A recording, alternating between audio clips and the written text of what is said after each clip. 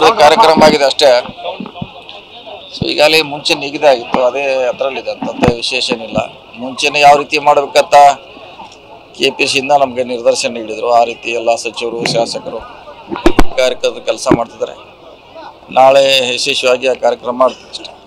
ಈಗ ಅಂಬೇಡ್ಕರ್ ಹೆಸರಲ್ಲಿ ಕಾರ್ಯಕ್ರಮ ನಡೀತಾ ಇದೆ. ಅಂಬೇಡ್ಕರ್ಗೆ ಗೌರವ ಕೊಡದೇ ಇರೋ ಅಂಬೇಡ್ಕರ್ ಹೆಸರಲ್ಲಿ ಕಾರ್ಯಕ್ರಮ ಮಾಡ್ತಾ ಇದ್ದಾರೆ. ಯಾವ ನೈತಿಕತೆ ಇಟ್ಕೊಂಡು ಕಾರ್ಯಕ್ರಮ ಮಾಡ್ತಾ ಇದ್ದಾರೆ ಅಂತ BJP ಅವರು ಹಂಗೆ ಹೇಳ್ತಾರೆ. ಮತ್ತು ಅವ್ರು ಏನು ಮಾಡ್ಯಾರ, ಮೊನ್ನೆ ಎಲ್ಲ ಭಾಳ ದಿವಸದಿಂದ ಏನು ತಾಜಾ ಇದೆ ಇನ್ನೂ ಅವ್ರದ್ದು ಅಂತ ಅದನ್ನು ಕೇಳ್ಬೇಕಲ್ಲ. ತಾಜಾ ಇನ್ನೂ 15 ದಿವಸ ಹಿಂದೆ ಅತ್ಯಂತ ತಾಜಾ ಹೇಳಿದ್ದಾರೆ ಅಂಬೇಡ್ಕರ್ ಬಗ್ಗೆ. ಹಿಂಗಾಗಿ ಅವ್ರಿಗೆ ಕೇಳುವಂಥ ನೈತಿಕತೆ ಇಲ್ಲ. ಈಗ ಇನ್ನೊಂದು ವಿಚಾರ, DK ಶಿವಕುಮಾರ್ ಮತ್ತೆ ನಿಮ್ಮ ನಡುವಿನ ಫೈಟ್, ಮುಸ್ಕಿನ ಗುದ್ದಾಟ, ಕೋಲ್ಡ್ ವಾರ್ ಗುದ್ದಾಟ ನಡೀತಾ ಇದೆ. ಆಮೇಲೆ ಎಲ್ಲಿದೆ, ಯಾವ ಕಡೆ ಇದೆ? DK ಅವರು ಇವತ್ತು ಮಾಧ್ಯಮದವ್ರ ಮೇಲೆ ಗರಂ ಆಗಿದ್ದಾರೆ. ಯಾಕ್ರಿ? ಬೆಳಗಾವಿಯಲ್ಲಿ ಡರ್ಟಿ ಪಾಲಿಟಿಕ್ಸ್ ನಡೀತಾ ಇದೆ. ಡರ್ಟಿ ಪಾಲಿಟಿಕ್ಸ್ ಬಗ್ಗೆ ನಾನು ಮಾತಾಡಲ್ಲ. ಏನಿದೆ ಬೆಳಗಾವಿ ಡರ್ಟಿ ಪಾಲಿಟಿಕ್ಸ್ ಅನ್ನೋದು ಯಾಕೆ?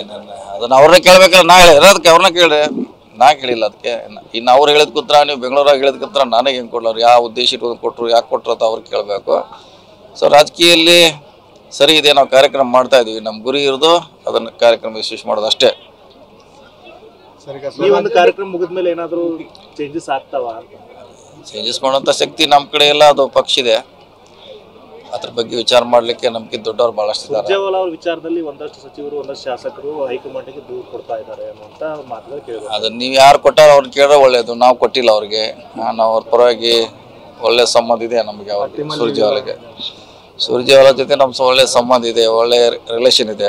ಯಾರು ಕೊಟ್ಟಾರೋ ಅವ್ರನ್ನ ಕೇಳ್ರೆ ಒಳ್ಳೆಯದ್ರು.